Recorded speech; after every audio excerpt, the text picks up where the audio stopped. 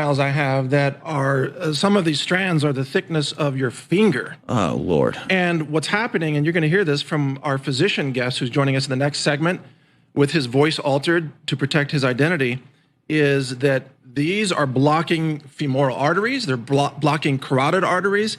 Some people are having to have femoral artery bypass surgery in order to not die. And these are on the smaller size here. When these lodge near your hands or toes, they will cut off circulation to your extremities, which is called peripheral cardiovascular disease typically, and it can cause your fingers and toes to turn black. Now there's a photo, yeah, there's an up-close photo of the vial. There's another photo for the producers that should show a man's fingers that have turned black. Oh my gosh. That's what happens when these clots block blood circulation. Looks like a very extreme case of frostbite or something. Exactly, which is the same thing, is your extremities have lost blood flow. Right. But the thing is, Harrison, and I mean, you're welcome. I brought extra gloves if you want to get in on this, but I don't mean to joke about this. This is serious business, but these have the consistency of small rubber bands. Right. No, it's horrifying looking in person. Hopefully it's coming across on the camera, because it really does look like something from a horror film. And these were drawn out of somebody's veins who had died of a sudden heart attack or something similar. And he's taking them out of the vial here now. And there's already pre-dyed ones, but we're doing this live and actually going to take the real thing, and you say dye it with iodine. Yes. Right. Iodine is used in the standard gram staining techniques for microbiology, along with violet colored dyes. But what I found is that iodine, this came out of a living, a previously living person. And the reason this is important for us to study is because, these people are dead and they can't speak. Right. We have to speak for them. So, by the way, these samples have all been sterilized. For anybody concerned about medical procedures, these have been sterilized with ultraviolet radiation, as well as ethyl alcohol treatments and so on. So there's no danger to us, but I am wearing gloves, as you might expect. Yeah, and folks, if you are a radio listener, you've got to get to band.video and see this and share this imagery, because even just seeing this thing, this entity that came out of someone's veins, I mean, that alone is enough to convince you there's something very disturbing going on here. So this is just iodine, folks. This is not blood. This is just iodine. Right. And iodine is used for staining in order to provide contrast. And then I'm just washing it with ethyl alcohol. And once this is done, we're going to go ahead and place it under the microscope. And that's to get the contrast, so it's just more easily viewable under the microscope, right? Exactly. Again, kind of standard staining techniques, but usually used for microbiology. But we're just using it for these tissue samples here. Now, I'm going to flatten this out with another slide, because it's a little too tall. It's pretty, chunky here. Mm-hmm. So I'm just going to kind of flatten it out a little bit. I don't know if you can see that. Yeah. And now we're going to go ahead and place this under the microscope in real time. Again, because the reason I'm doing this is I don't want anybody to think that any of this is, faked or anything like that. Right. So, doing the whole thing live. My God. Yeah. So, yeah. Oof. Make it that graphic right there. No, but look, this is what's in people's body. This is what's being removed from people's damaged hearts, and you can see why. I mean, my God. For the radio viewers, so I don't even know how to describe it. You got to just see the image. But go back to the microscope image, if you would, please. Yeah. Help describe this for the radio viewers, but we're going to start zooming in on this, and we're going to get a lot more contrast and information. I have to refocus as we move. But what I want you to notice about this, and again, this is coming out of people who were formerly alive. People are walking around with these things growing inside their arteries and blood vessels, okay? These are massive. These are not the size of just one protein.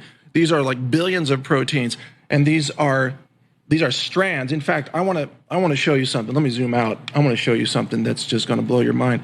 If I grab this with the forceps here, and you can see that on screen, and I start to pull, I want to show you how much I can pull and how strong these are before this breaks. Oh, wow.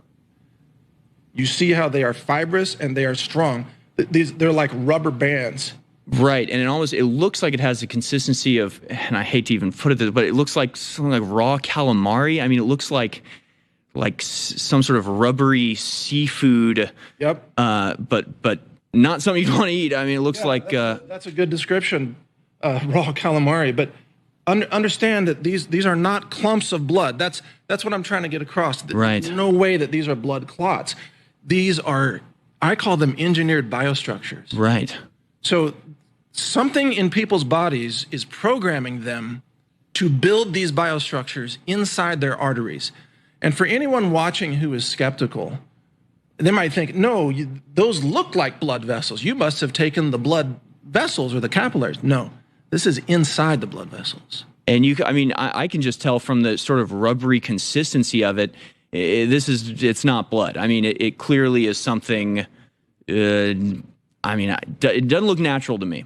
No. It looks like seafood, like raw sort of, I don't know, squid parts. Well, let me show you now. I stained these yesterday using a different staining technique. Oh, we're about to go to break. When we come back, I'm going to show you this because there's a lot more detail. Yeah, you can see the detail there. Wow. All right, I'm going to stick around as we do this live experiment here. Incredibly disturbing, folks. Again, if you're a radio listener, I can only describe it so well. You've got to go to band.video and see the images we are broadcasting live as we look through the microscope into the depths of hell, really. So with Mike Ádmz, who has this very impressive microscope array, and while it is a microscope that we're dealing with, the samples are not microscopic. The samples are actually fairly large, about the size of a $50 piece or so, but scrunched up. Just so people understand sort of the scale that we're operating at. But so we just saw the sort of raw, undried, and just slightly stained sort of fresh sample. But now we have something else that we're looking at here, Mike. What are we seeing on the screen now? Yeah, so we're showing, this is another clot that was removed from a formerly living person. And I understand that if you're looking at this right now, you think it's maybe a piece of dried chicken jerky or something. It is not. This came out of a living person, a formerly living person's blood vessels or arteries. And I've only stained this one with iodine, which explains why the color is more yellowish and not purplish. But this one has what appears to be what I would call a kind of a wire type of substance. We're going to zoom in on that. And I want your reaction, Harrison, to... Here, let me zoom in. What you think this is? There, you see that structure? Oh, wow, yeah. That is made of repeating patterns. And if the producers could show the images, this is from folder number 7. These are repeating patterns at the very high resolution. They look like almost reptilian scales on the side. And yeah, there you go. Right. You see those reptilian scales? So the actual material that we're looking at, it looks like dried meat. It looks almost like prosciutto or something because it's dried and because it's been stained with iodine.